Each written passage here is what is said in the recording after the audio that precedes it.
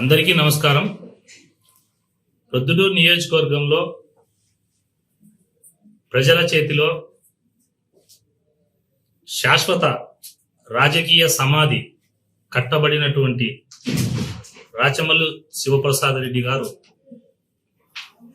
తన ఉనికిని కాపాడుకునేదానికో ఎత్తిపోయిన వైఎస్ఆర్ కాంగ్రెస్ పార్టీలో నేనంటూ ఒకరిని బతికే ఉన్నాననే ఉనికి కోసమో లేకపోతే జగన్మోహన్ రెడ్డి గారికి ఆయనకు ఉన్నటువంటి ఆర్థిక లావాదేవీల వల్లనో మరి ఎందువల్ల తెలియదు కానీ ప్రొద్దుటూరులో చెల్లని రూపాయి విజయవాడలో చెల్లుతాదంట. ప్రొద్దుటూరులో చెల్లని ఇతనికి రాష్ట్ర అధికార ప్రతినిధి ఇచ్చినారని 2 రోజులకు 3 రోజులకు ఒక ప్రెస్ మీట్ పెట్టేది, రెచ్చగొట్టే విధానాలు, ఫ్యాక్షన్ ప్రేరేపితంగా అయ్యేదానికోసం మాట్లాడే మాటలు, అహింస, తర్వాత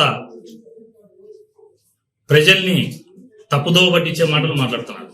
రాచమల్లు ప్రసాద్ రెడ్డి గారిని ఒకటి అడుగుతున్నా, నువ్వు 2019 నుంచి 2024 వరకు మీ జగన్మోహన్ రెడ్డి గారే ముఖ్యమంత్రి, 10 మంది ఎమ్మెల్యేలు మీరే ఉన్నారు. తెలుగుదేశం పార్టీ జెండాల్ని ఏదో మేము రాజశేఖర రెడ్డి గారి విగ్రహాల దగ్గర కట్టినామని మాట్లాడతా తెలుగుదేశం పార్టీ నాయకులు ఇండ్ల మీద, కార్యకర్తల ఇండ్ల మీద జెండా కట్టా అంటాను. మా ఇండ్ల మీదికి రౌడీల్ని, మీ వైఎస్ఆర్ కాంగ్రెస్ పార్టీ కౌన్సిలర్లను పంపించింటేనే మేము ధైర్యంగా ఎదుర్కొన్నాం. నీకు సవాల్ చేస్తాడా? ఇదే మాదిరిగా నువ్వు మళ్ళా మాట్లాడితే నువ్వన్నా పోలీసును రౌడీ షీటర్లను పంపించి చేసినావు. నేను ఒక్కడనే తెలుగుదేశం పార్టీ జెండాను నా సంఖలో పెట్టుకొని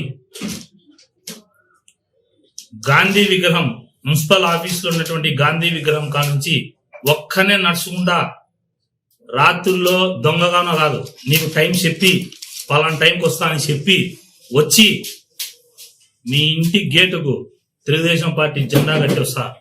ఖబర్దార్ రాచమల్లు. ఒక క్వశ్చన్ అడుగుతా, ఆన్సర్ చెప్తావా?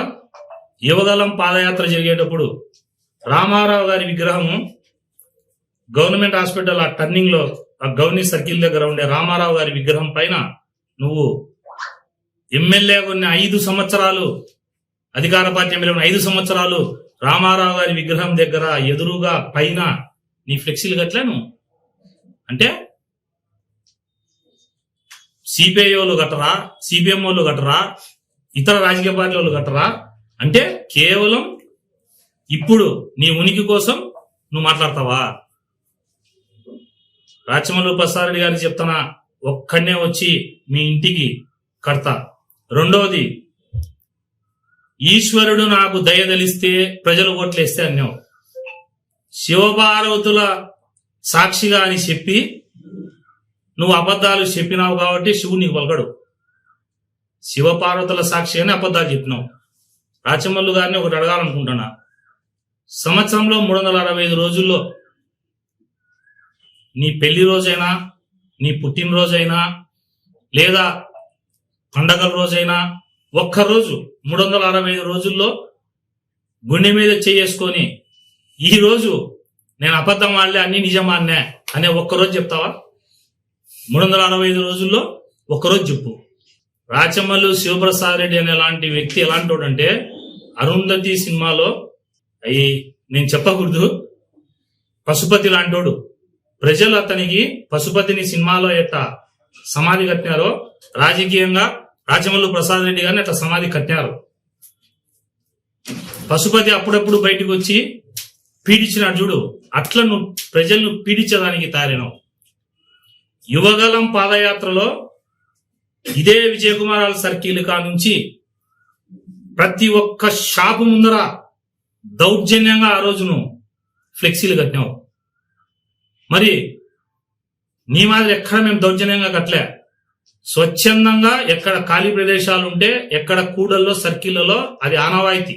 ఒక్క తెలుగుదేశం పార్టీ ఒక్కటేం కట్టలే, అన్ని రాజకీయ పార్టీలు కడతారు. దానికి మాట్లాడతావు. నువ్వు చెప్పిన అబద్ధాలు 3 చెప్తా, ఎక్కువ చెప్తే కనుక ప్రస్తుతం సమయం లేదు.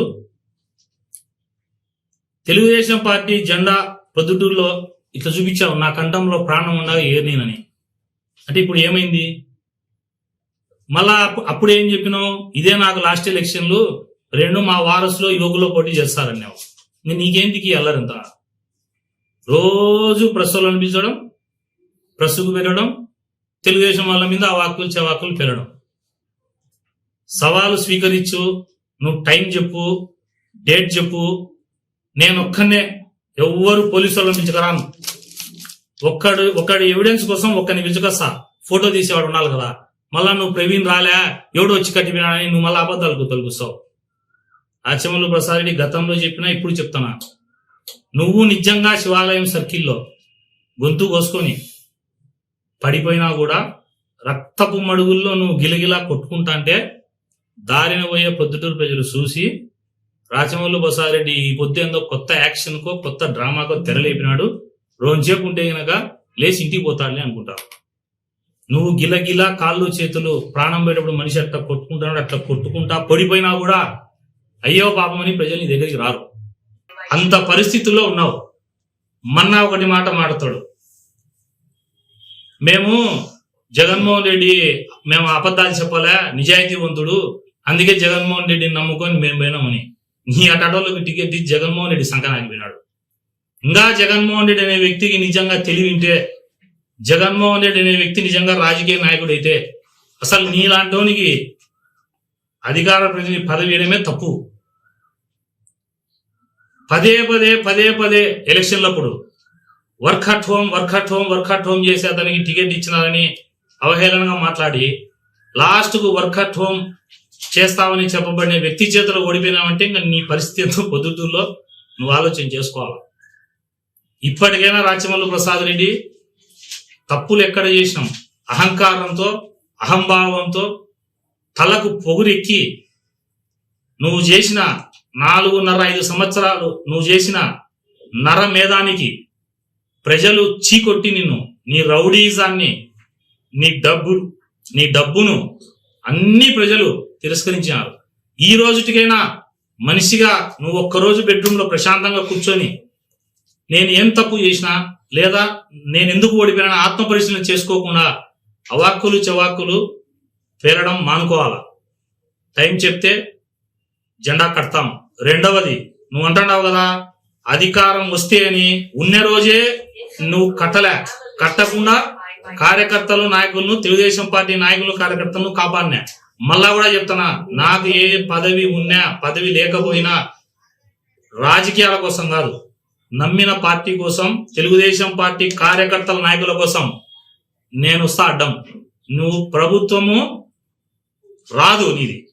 ఒకవేళ నువ్వు అన్నట్టు వచ్చినా నువ్వు కడతా అంటే సవాల్ చేస్తాను. ఈరోజు రాసి పెట్టుకో, చిన్న కార్యకర్త, మా నాయకులు ఇంట్లో అవసరంలే, చిన్న కార్యకర్త గుడిసె మీద కూడా నువ్వు తెలుగుదేశం పార్టీ నాయకుడి గుడిసె మీద కూడా వైఎస్ఆర్ కాంగ్రెస్ పార్టీ జెండాను కట్టలేవు, కట్టనీయను. నేను ఉండగా తెలుగుదేశం పార్టీ నాయకులకు కార్యకర్తల జోలికి నీ ఆగడాలు ఎప్పుడు ప్రతిపక్షంలో రోజు ఎదుర్కొన్నా. ఇప్పుడు అధికారంలో ఉన్నాం, అయినా కూడా మేము ఏ రోజు నువ్వు మాకు చేసినట్టు చేయలే. ఈ రోజు ఎందుకు మాట్లాడాల్సి వస్తుందంటే, నువ్వు అదుపు లేకుండా మా ఇళ్ళ మీదకి వచ్చి జెండాలు కడతావా? నువ్వు కడతా అంటే చూసా ఊరుకుంటావు అనుకుంటున్నావా? నువ్వు ఒక్కనే వచ్చి కడతా, టైం ఎప్పుడో డేట్ ఎప్పుడో, నీకు దమ్ము ధైర్యం ఉంటే సవాల్ చేస్తానా, టైం డేట్ చెప్పాలని కోరుతాను.